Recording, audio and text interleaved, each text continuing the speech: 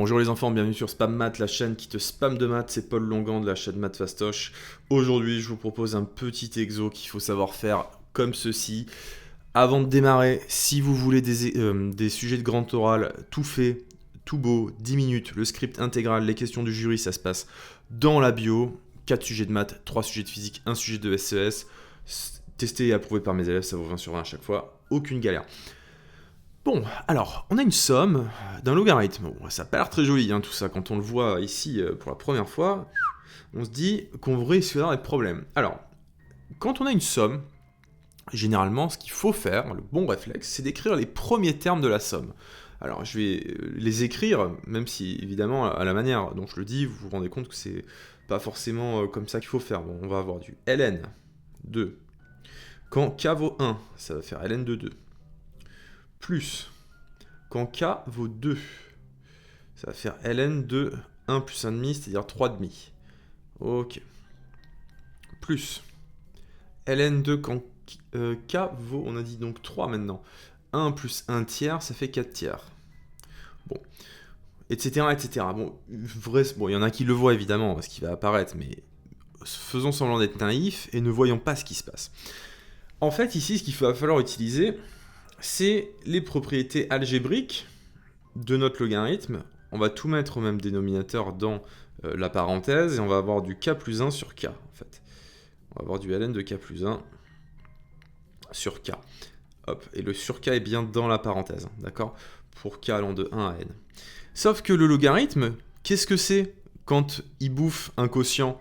Eh ben, c'est la soustraction des logs. Donc ça nous fait du ln de k plus 1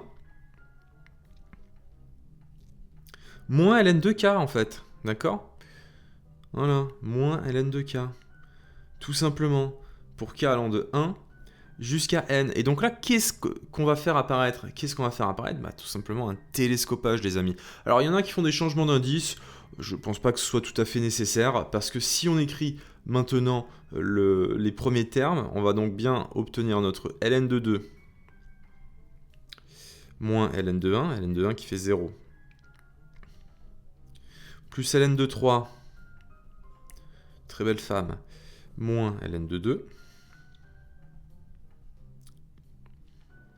Donc là, vous voyez que, bon, déjà, ça meurt, ça meurt, et ça meurt, d'accord? ln de 3, il va mourir, et donc, qu'est-ce qui va rester, en fait, à la fin?